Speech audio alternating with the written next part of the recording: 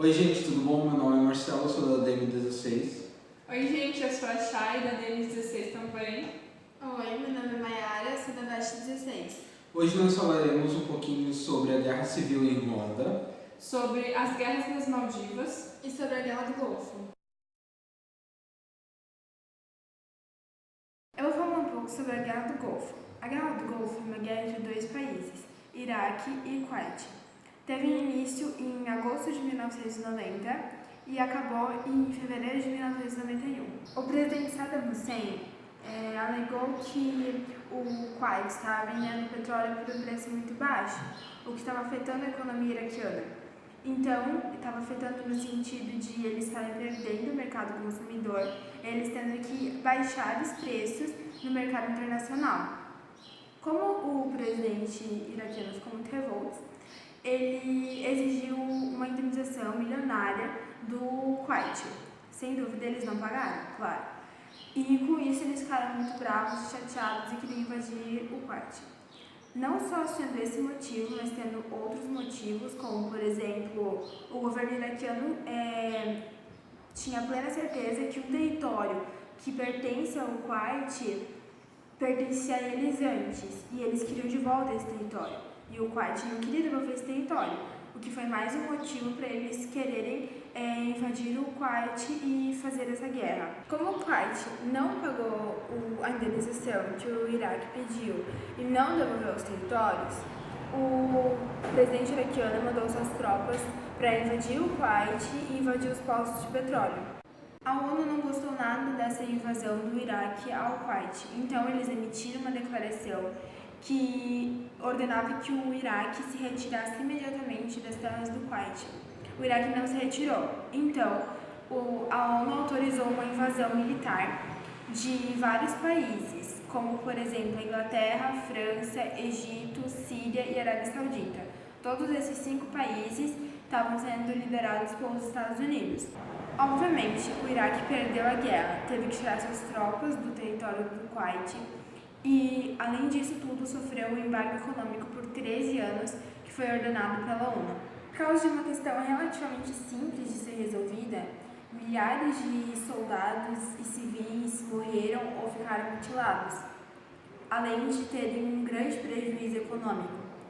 Porém, Saddam Hussein ainda continuou no governo do Iraque e, com o passar dos anos, ele conseguiu restabelecer a economia do país e restabelecer o exército do país também.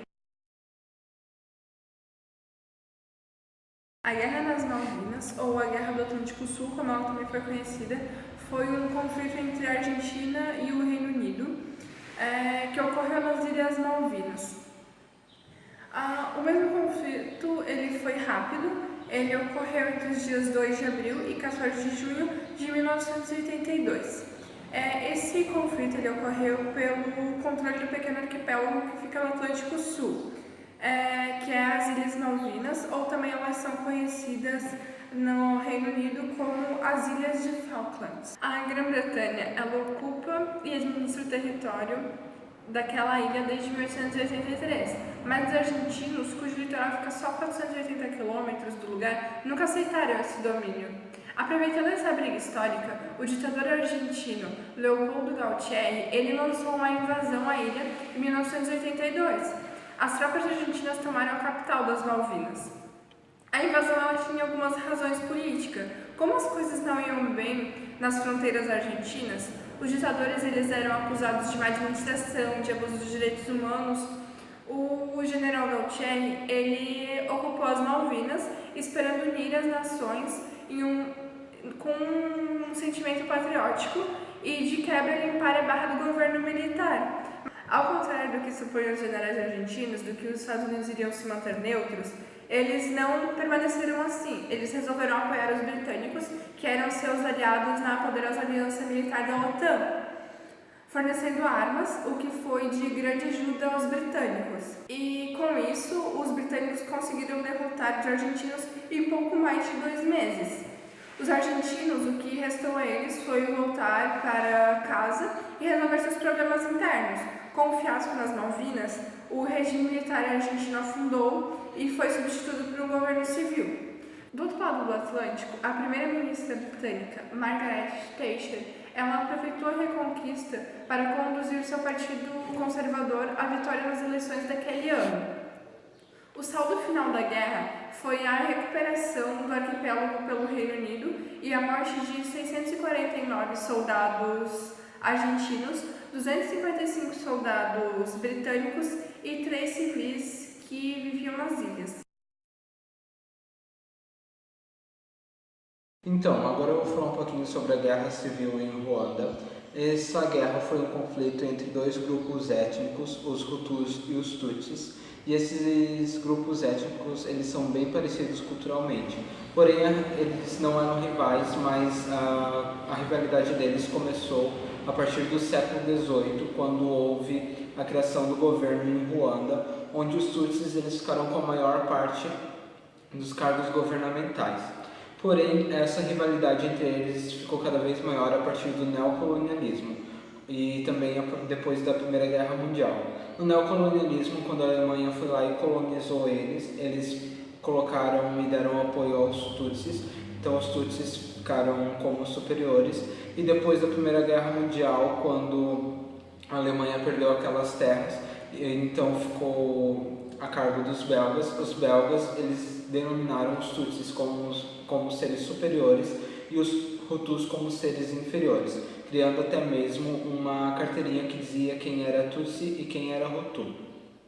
Em 1959 houve a independência de Ruanda, onde com o novo regime a grande maioria dos cargos governamentais ficou com os Hutus, e isso acabou gerando um pequeno conflito, mas não foi nada de muito grande. Até que em 1970 houve um golpe de Estado onde Juvenal Habyarimana, que era um Hutu, ele virou presidente. A partir de então começou vários conflitos pequenos. Na verdade não foram muitos conflitos, foram como se fossem perseguições aos Tutsis, na qual vários Tutsis foram virar refugiados no país vizinho Uganda.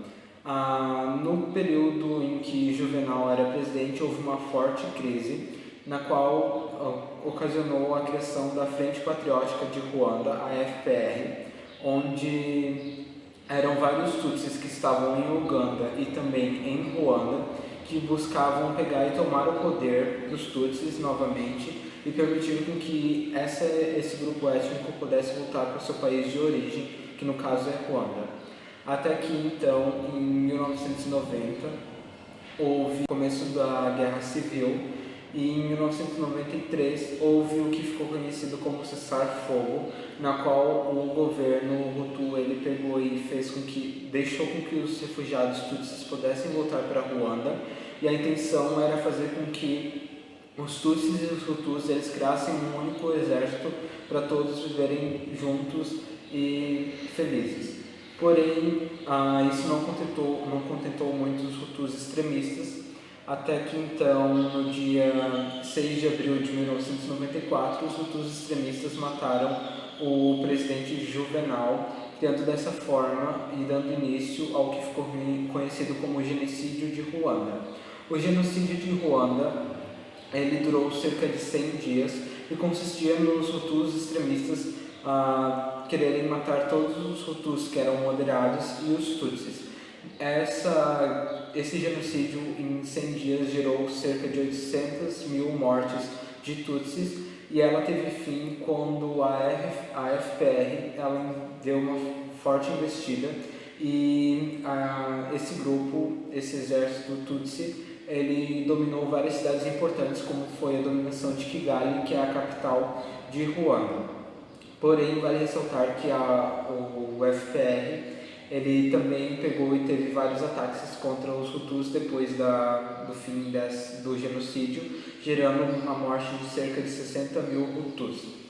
Algo muito importante em se ressaltar é que todos os órgãos internacionais eles não deram nenhuma importância para o que estava ocorrendo em Ruanda.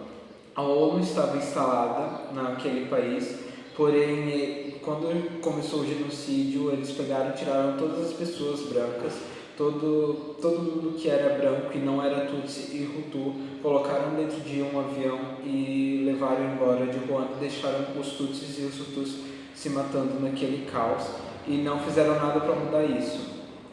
Em um lugar que nós podemos muito ver como que foi terrível essa guerra civil é no filme Hotel Ruanda. Esse filme ele conta a história de Paul Rusesabagina, que é um gerente do Hotel Melis Corlines, e ele se passa em 1994, no início desse genocídio até no fim do genocídio, e consiste no qual Paul, ele é um Hutu que ele pega e abriga cerca de 1.200 refugiados no seu hotel e faz de tudo que é possível para manter eles vivos. E lá também mostra todos os órgãos do governo internacional tirando todos os brancos de lá. Algo muito interessante que conta no filme, que nós vamos passar daqui a pouco o trailer, ele é que a gravação, um grupo de jornalistas grava tudo o que está acontecendo lá em Ruanda, e o Paul ele pega e fala para eles pegarem e divulgarem, a equipe de reportagem, que é branca, ela fala que não adianta eles divulgarem, eles vão divulgar, só que nos países ricos todo mundo vai estar jantando, vai passar, eles vão falar, meu Deus, que pena, e vão continuar a sua janta sem dar nenhuma importância. Então, gente, por hoje era só isso. Agora vocês vão ficar com o trailer do filme Hotel Ruanda. Então, muito obrigado pela atenção e tchau! Tchau!